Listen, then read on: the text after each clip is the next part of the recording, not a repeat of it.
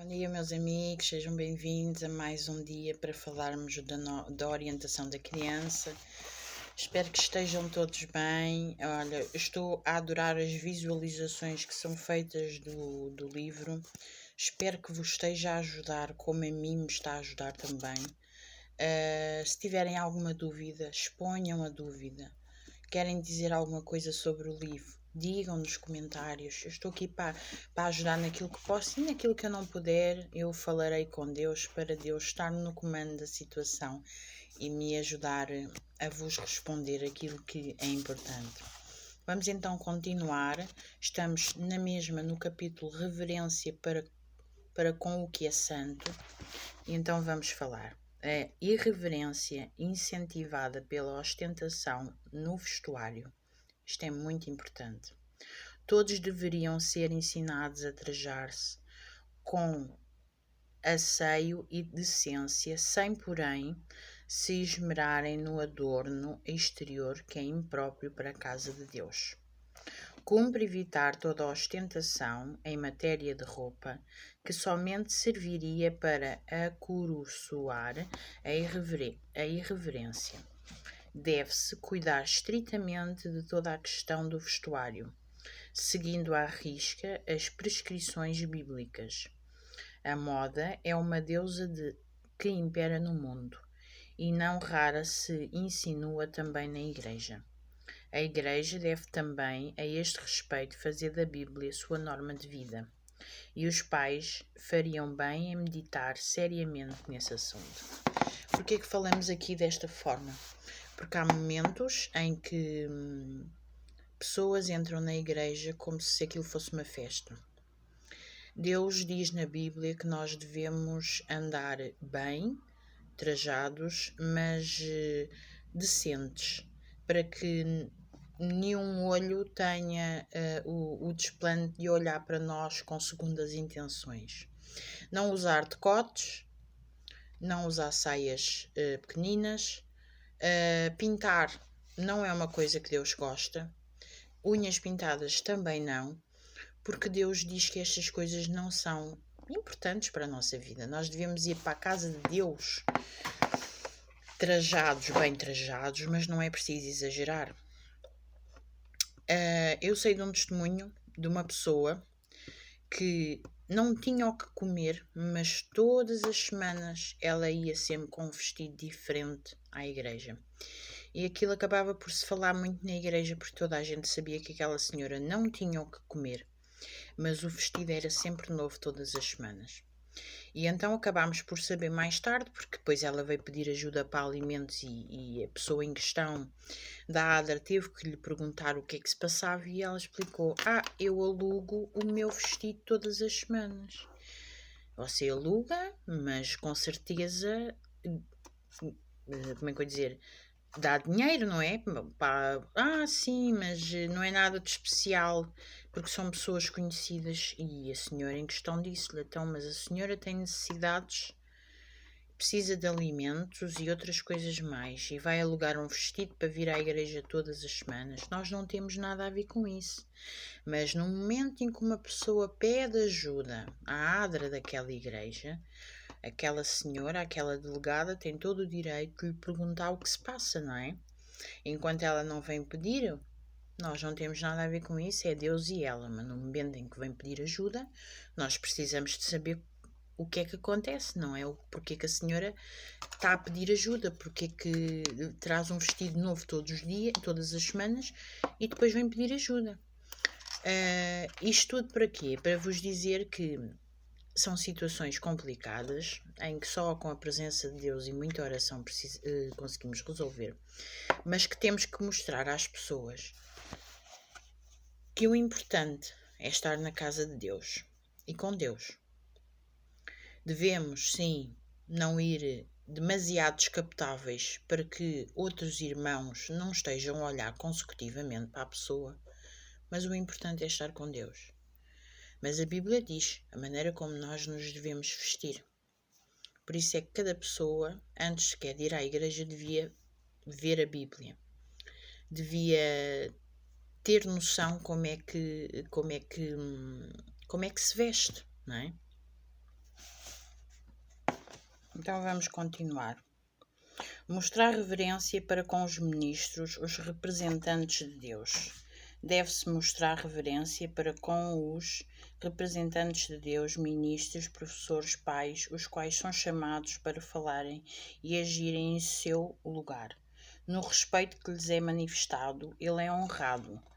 Raras vezes as crianças são instruídas que os ministros são embaixadores de Deus, que a mensagem que pregam é um meio por ele determinado para a salvação de almas e que para todos os que têm o privilégio de a ouvir constituem um cheiro de vida para a vida ou de morte para a morte. Nada do que é sagrado, nada do que pertence ao culto de Deus deve ser tratado com descuido ou indiferença. Ao ser apresentada a palavra da vida, deveis lembrar-vos de que estáis ouvindo a voz de Deus por intermédio do seu servo escolhido.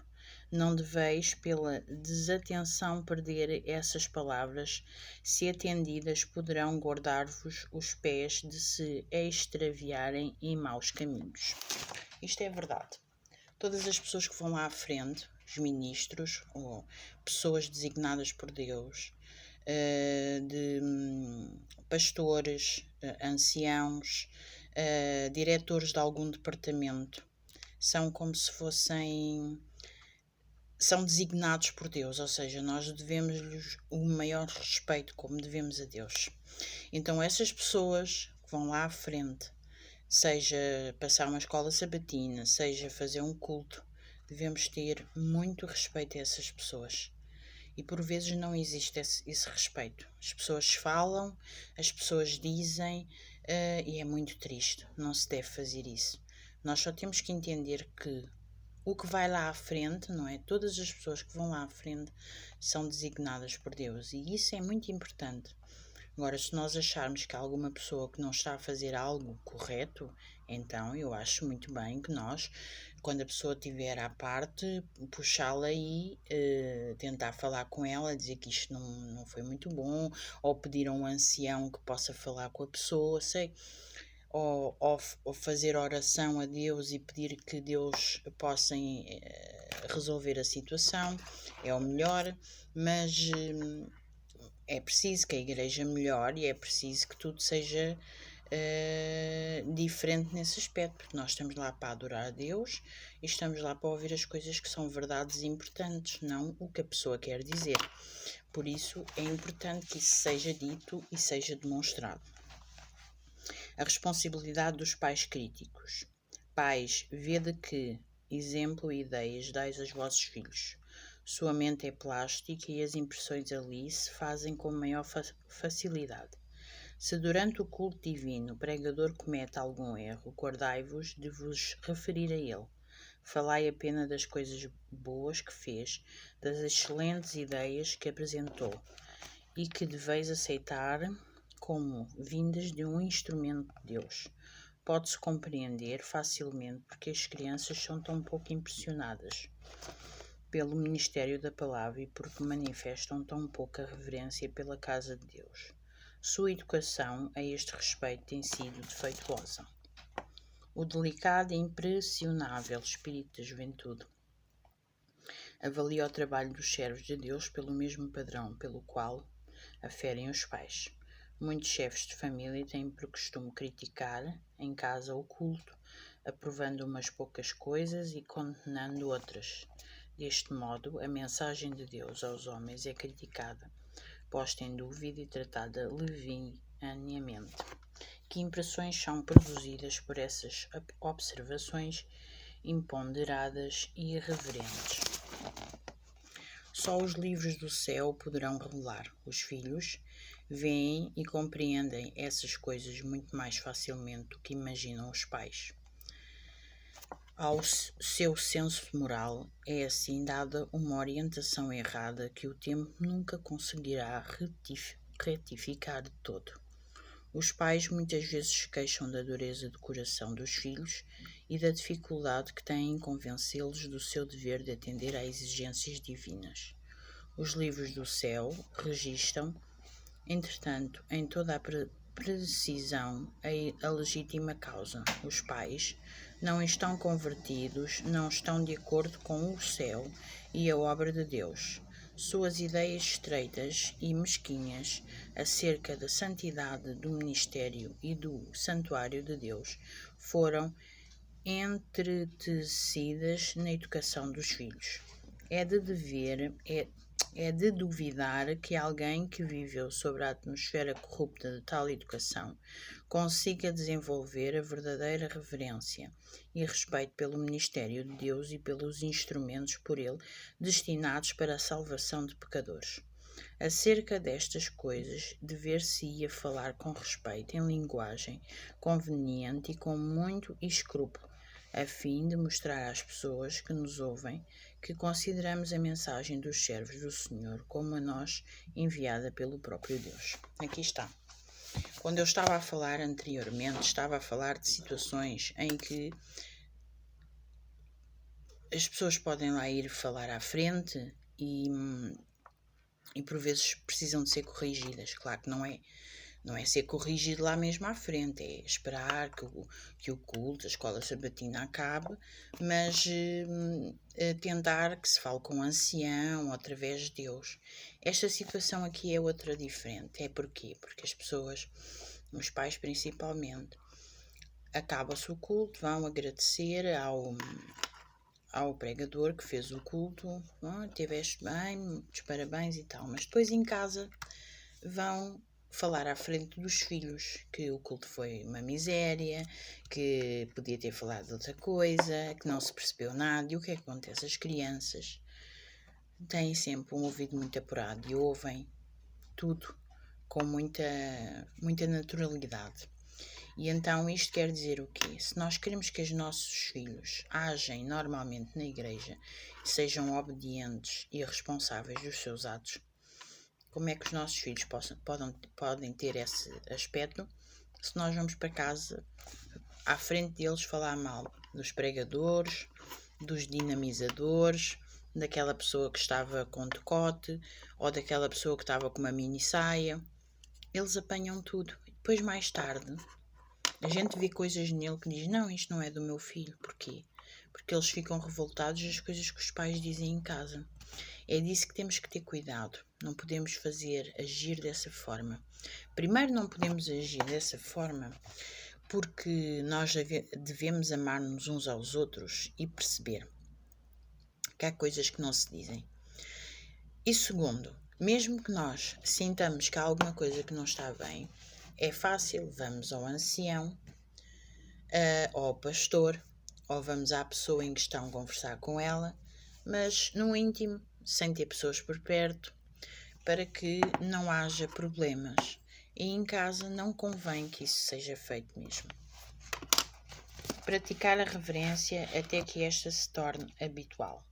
Há grande necessidade de reverência nos jovens deste século.